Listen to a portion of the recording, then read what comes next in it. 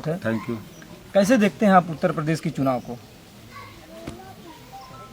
ये संवैधानिक व्यवस्था है और ये चुनाव पिछड़ों के लिए, दलितों के लिए, अल्पसंख्यकों के लिए ये चुनौती है।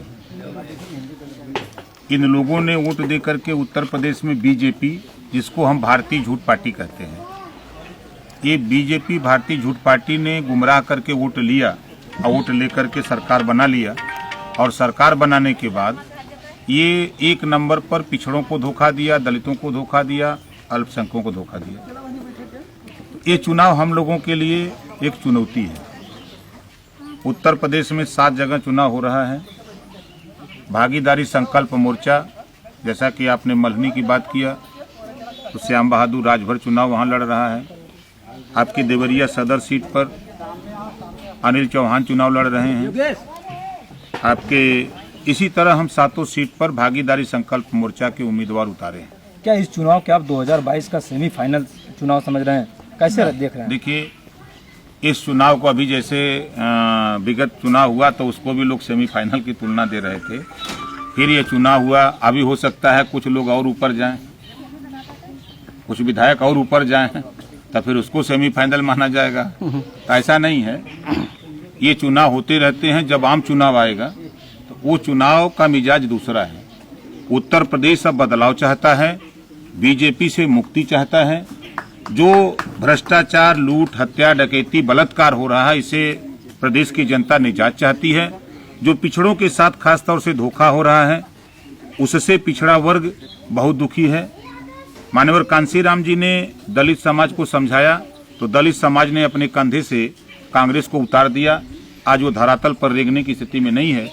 उसी तरह जिस दिन ये पिछड़ा समाज, उसको चेत आ गई है। अब 22 में आप देखिएगा, हम आज आपके सामने कह रहा हूं 2022 में बीजेपी भारतीय झूठ पार्टी को और उत्तर प्रदेश के मुख्यमंत्री को वहां पहुंचाऊंगा जहां भीख मांगने की ट्रेनिंग दी जाती है। जौनपुर सीट को मल्हनी सीट एक कद्दावर नेता पारसनाथ की सीट मानी जाती थी। इस बार उसको आप कैसे देखते हैं? कौन, किस तरीके से आप लड़ रहे हैं?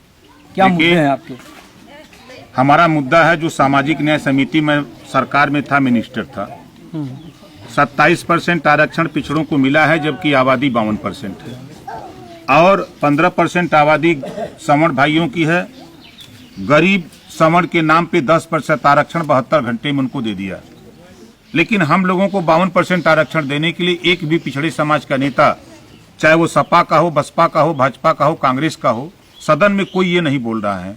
एक सामाजिक न्याय समिति की रिपोर्ट बनी है जो वर्तमान में पिछड़ी जाति के 27% आरक्षण है, उसको बंटवारा करके 7, 9, 11 3 कैटेगरी बना करके जिन लोगों ने अब तक अपने आबादी से हिस्सा ज्यादा ले लिया है उनकी एक अलग कैटेगरी, जिन लोगों ने हिस्सा कुछ पाया है उसकी एक अलग कैटेगरी, जिन लोगों ने हिस्सा अब तक एकदम नहीं पाया है उनके लिए अलग कैटेगरी, पिछड़ा, अति पिछड़ा और सर्वाधिक पिछड़ा।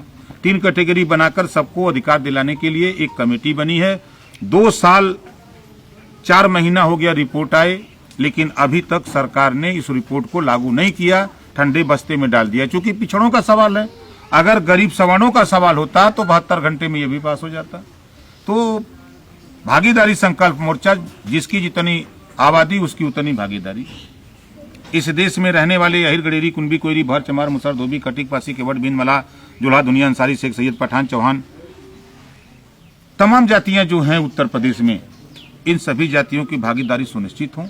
इनके भी बेटे, आज पूरे जौनपुर में उठा के देखिए 26 थाने हैं, एक भी थाने पर नाई का, गोड़ का, पाल का, प्रजापति का, विश्वकर्मा का, राजभर का, चौहान का, गोड़ का, बिंद का, केवट का, मल्लाह का बेटा दरोगा नहीं है किसी थाने पर। ये वोट देते हैं लोग। अब इनको ये कल आ रहा है कि हमारा भी बेटा थाने पर होता तो हम भी जाते तो हमारा आदर इज्जत होता। ये ज्ञान अब पिछड़ों को आ गई है। अब ये पिछड़ा अपना हिस्सा लेने के लिए तैयारी में है।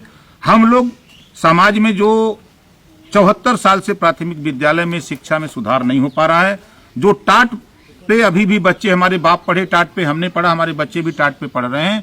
हम सरकार बना करके जनता के बीच में हम यही बात कह रहे हैं कि जिस दिन सरकार बनेगी उस दिन हम टाट हटा करके 6 महीना के अंदर डेस्क और मेज लगाएंगे और जो पाठ्यक्रम प्राइवेट स्कूल में है वही पाठ्यक्रम हम सरकारी स्कूल में लागू करेंगे। ये कानून हम उत्तर प्रदेश में बनाएंगे। 1 से लेके 16 तक, स्नातकोत्तर तक हर जाति के गरीब के बेटा बेटी को कॉपी किताब, फीस, दवाई, भोजन, वजीफा, कपड़ा दिलाकर बिना पैसे में पढ़ाने की व्यवस्था उत्तर प्रदेश में हम लागू करेंगे।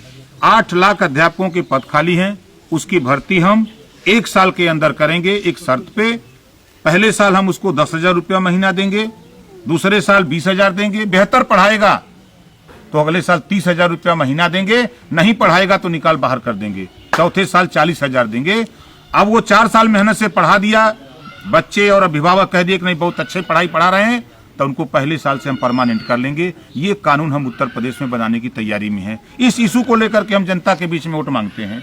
आज 90,000 करोड़ रुपया बीजेपी ने, भारतीय जनता पार्टी ने ऊर्जा विभाग जो प्राइवेट को दिया उनको दिया है, और गरीबों को क्या मिला? हम कहते हैं कि आप आए गरीब समाज के लोगों, आओ हम सब लोग मिलकर, एक गुजराती 50 गुजरातियों का 68,607 करोड़ रुपया कर्जा माफ किया है। आओ हम सब मिलकर के उत्तर प्रदेश में सरकार बना लिया जाए।